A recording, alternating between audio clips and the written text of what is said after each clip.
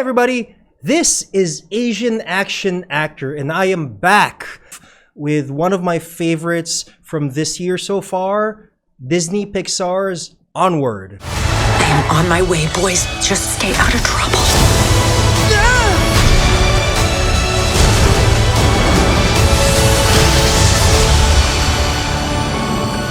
I'm going to start with my very general thoughts on the movie. So if you just want to find that out without spoiling yourself, that's great. And as I said, I loved it. I loved it a lot. The story is a surprisingly simple one, but one that really resonates and is amazing to behold.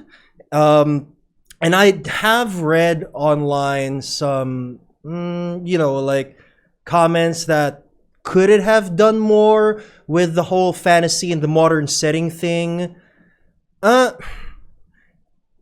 Yes, probably I agree, but at the time, while I was watching the movie, none of those thoughts ever entered my mind.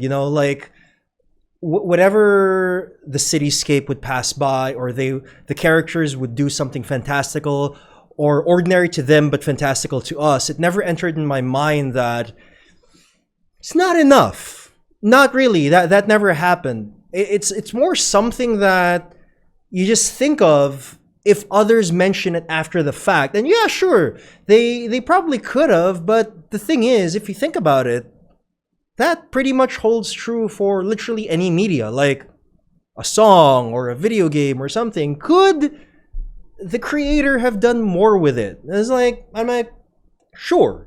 And again, that's almost for everything and not particularly for Onward, in my opinion. Another thing that I liked about it is that the acting is amazing. And so the movie stars Chris Pratt and Tom Holland, right? And going into this, when I watched the trailers, I was like, I'm gonna get distracted by hearing Spider-Man and Star-Lord in my ear the whole time, aren't I? That's gonna distract me, and that's gonna detract from my enjoyment of the movie. And lo and behold, it did not. These guys, these actors are great enough that they're not one note, Like whenever they speak or do something, it's not specifically just Spider-Man or just Star-Lord, So I did hear those characters a bit at the start of the movie, but as it went on and I connected more and more to the characters, it disappeared and they just became their Onward characters, So the movie has this very this very like odd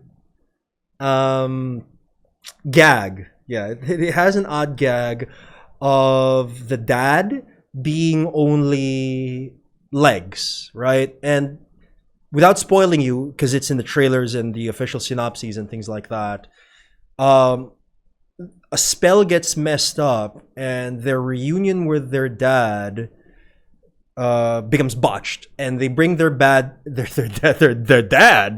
back to life, but only half of their dad, right? So they have to race against time to get the rest of them back. And I gotta say that this is probably the weakest point of the movie for me, like the dad being just legs the whole time. Like, I feel that half the time it was amazing, and half the time it was just, Like, sometimes I was just wishing for the gag to end, But for the most part, I think it was okay. It was original enough and experimental enough that I give them a lot of credit for trying it out, And for the most part, it works. The movie is also rather funny. It has a lot of gags in it. And later on, when I get to the more spoilery part of my review, I will talk about my favorite gags and all of that. But yes, I did laugh aloud a lot during the movie. And I have seen the movie 3 times. I saw it twice in theaters. And I believe that's the only movie that came out this year that I've seen in theaters twice. And I watched it again immediately when it came out early on digital download. And I was still laughing at a lot of the jokes, even though I've I've seen and heard them already. Animation is amazing as usual, as something you would totally expect from Disney Pixar. They always push the bar with their next few movies, and Onward is definitely no exception. And the ending is extremely powerful and emotional, and I will say that it got to me, and that's like a huge reason why I love this movie, you know. And the ending kind of caught me off guard because I didn't expect it to be as emotional and as hard hitting as I thought it would be, like halfway through it or things like that, especially going into the movie. But yeah, these are the things, like, these are why I love the movie. And if you want to hear some more of my spoilery thoughts, as well as my rating, just stick around. All right? We're going into spoiler territory in 3, 2, 1. All right. So the movie is about two teenagers, two teenage elves. Oh, first of all, the movie is about a modern society of fantasy creatures, right?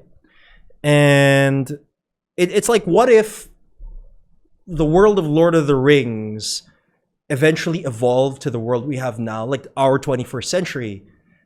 So there's a world with elves, trolls, dwarves, dragons, whatever, unicorns, magical creatures, and things like that. But they live in a world with cars and microwaves and highways and the internet and cell phones and things like that, you know? And the story focuses on two teenage elves who lost their father at a very young age, and they have this one chance of bringing back their dad, but the spell, this ancient spell that they use, gets botched up, right? And the dad is only legs. Chris Pratt's character has has an awesome like moment. It's like, he's just legs. He goes like that, and it's like, it's so funny the way he delivers it. And the spell only lasts for 24 hours, so they have to fix it so they're with their dad whole for 24 hours and not just the freaking legs, which is extremely weird, you know. And that's great. It's unique in that it's unique in a couple of ways. So the first unique factor is, of course, the fantasy world that is in a modern setting, right? And second of all is the family reunion story about the dad just being legs. That's really freaky and weird, and something you honestly wouldn't expect Disney Pixar to try in this day and age. You know, maybe you want to play it safe so audiences would like it more, but then again, maybe not, because like Finding Dory, for example, is something like one of the safer Pixar movies they ever made, and it was just it was okay. So it's great that they mix in some safe elements, I guess, in storytelling versus some of the weirder and more experimental side of storytelling, like this. And speaking of the characters, I honestly, I already mentioned that the acting is amazing in this movie, in my opinion. But I didn't expect myself to connect with the characters like so much. Like, I could see myself in both of these characters. Tom Holland's character is named Ian, and Chris Pratt's character is named Barley. And I totally did not expect to connect with Ian and Barley so much. Like, I could see myself in both of these characters. So they're on a quest, right? They have to go on this fantastical journey that they have to complete within 24 hours to get their dad fully back. But during their journey, they discover more about themselves and each other. So Ian, a lot of the movie is from Tom Holland, or Ian's, point of view, and how he views the world and how he views his brother, Barley, right? So we go on this discovery, this journey of discovery more with him. And he's like this kid, he's shy. and he's smart. He's very smart, and he has a certain way of doing things. And from his point of view, at least during this point in time during their lives, his older brother Barley is kind of a screw up, and this does get brought up like multiple times during the movie. Like, Barley is not the most sensitive character. He doesn't think things through a lot of the times. A lot of the times he leaps before he thinks or says things. And although he means well all of the time, the way at least the first part of the movie frames it, he's kind of dumb, you know? But then as the movie goes along, because Ian's primary motivation is he never had a dad. His dad, the dad died of some sort of undisclosed illness right before Ian was born, right? So he literally never had a dad, at least from his point of view. And his primary motivation is to have the one thing in the world that he never had, which is a dad. And because of that, he becomes laser focused, like like a horse with those like blinder things, yeah? And he forgets everything else and is just focused on that. And during this journey, he kind of treats his brother bad. And during the journey, the movie actually makes you guilty by being on Ian's side. Like, yeah, Barley totally deserves to get looked down upon because he's a dumbass.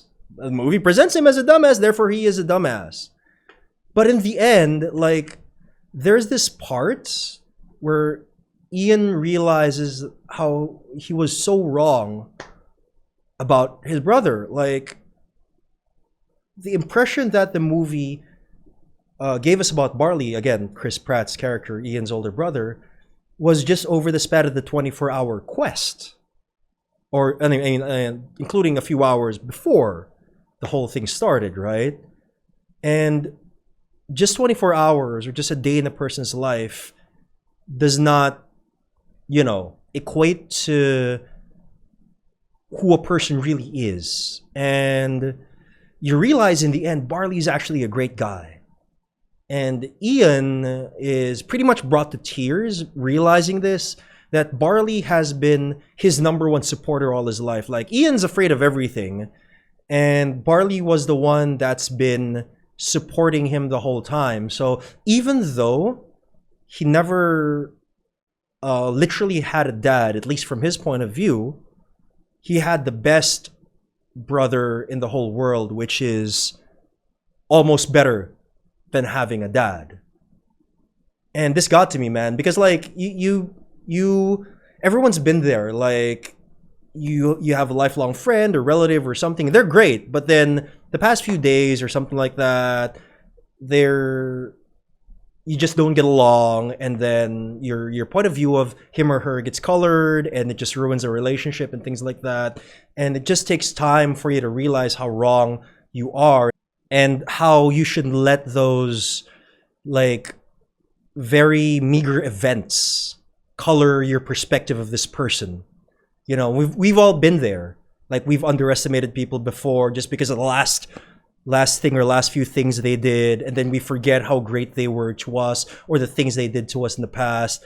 Like, if you had like a best friend and then you fight over something petty, like, oh, this Star Wars sucks, and then the other guy says, no, Star Wars is still great, and then you guys fight over it, and it's such a small thing, and then you forget everything else that came before. And we've all been there. And the movie makes you really guilty about these sorts of feelings, because again, you're going on this journey with Ian, and then you put Barley in the same box, and in the end you realize that Barley is actually an amazing guy. He's an amazing elf. He's an amazing character, and the movie helps you remember the times when that has happened in your life. So yeah, I would suppose, because I've been going on this rant for the longest time, that this is the reason, this is probably the number one reason why I loved it. I touched upon the other stuff before, like the acting again, I thought is brilliant. A lot of the jokes landed. Oh, since I brought up the jokes, might as well. Again, let's go back to like how the dad is weird, but the Pixar tries to make the most of it. by making this whole weirdness as funny as possible. So there's this bit in the movie where Ian tries to dress up the upper half of their dad so it doesn't look as weird as it really is. So I have no idea how it works. But he essentially puts together like a jacket and like sunglasses and a hat and gloves and whatever. I have no idea how he makes these things stay together. But he puts them on and it's essentially a dog leash or like a because they have like a pet dragon, right? A tiny pet dragon. And they get like the dragon's leash and it puts it on the dad's belt and he drags him around, and the upper body, which is just clothes, is dangling around. And it's some of my favorite jokes are when the upper body is just dangling and floating in the wind or whatever it is, and other people see it and then like misunderstand the flopping around of the clothes as like terrible body language or insults and things like that. They actually get into trouble with this very funny, in my opinion, gang of fairies. So the pixies actually like Tinkerbell type characters. They're these pixies, they're tiny Tinkerbell type characters, but then they're like a biker gang and they're scary and weird and intimidating. And there's a portion in the movie where they're going into a gas station convenience store in the middle of the night, and then there's a guy going out of the store that they're about to go into, and the pixie leader says, I forget what exactly she says, but she says something to the extent of like, hey, did you bump into me? And the guy's like, oh, I'm terribly sorry. Here, let me help you out. He's like the most respectful, kindest dude in the world, and the pixie is just like, if you ever do that again, or like snarls at him or something, scares the bejesus out of this guy. He jumps up in the air, drops his Slurpee or whatever it is, and zooms off. It's so funny. So there are a lot of jokes like this, and the jokes are carried over and balanced all the way up until the end, up until the very final battle. There's a huge battle in the end that they mix a lot of action and comedy with, and despite the fact that I say there are a lot of jokes in the movie, it never becomes a joke-a-thon. You know, like it's still very balanced in terms of storytelling. Like it doesn't just become comedy. It's just not all comedy and all jokes and all gags and not taking things seriously. And suddenly people are crying for no reason. So it's all very balanced story-wise. So they had a bunch of jokes as well in the final battle, and I guess it worked on me because I was still laughing. Because the final battle, they're fighting this golem in the form of a giant dragon, and essentially the golem creates its form using whatever is around him, and the golem forms right outside Ian's school, and it uses like parts of the school to create its form. So it's made of concrete and steel girders and things like that. And the face, so Ian's school's mascot is this dragon, right? Is this cartoon green dragon, and it gets the head of this mascot, which is painted very large on one of the school walls, and it becomes its head, you know. And it's actually very funny. It's very like when you see it, you get that reaction because it's so out of place. Because the golem's like transformation scene is so epic. It's like one of the few well done scenes in the Transformers movies or something like that. And then it turns around and you see it's like comedy face, and it's extremely out of place. And you'll either love that joke or hate it. But I guess I'm somewhere in between because I didn't hate it clearly, and I sort of laughed at it, so that was alright. What else? The other thing I loved about the movie was there are a lot of magic spells there that are very fun to get to know, because Ian doesn't know anything about magic, doesn't believe it at the very beginning of the movie, and Barley is like a history nerd, history buff, and he's all about the ancient times when all of the creatures still knew how to do magic and things like that. And he's like the instruction manual, a very entertaining instruction manual throughout the whole thing. He teaches Ian how to use the magic spells, and we get to learn about these magic spells along with them. And some of these are very like, they're very, what do you call this, predictable? Like there's a levitation spell, there's a very powerful lightning spell or something to that extent, a shrinking spell and things like that. Oh, shrinking, enlarging spell, yeah. But there's one spell that I loved so much, and it's a throwback to like one of my favorite movies of all time, which is Indiana Jones and the Last Crusade. So there's a spell where you can cross a chasm by creating a magic bridge.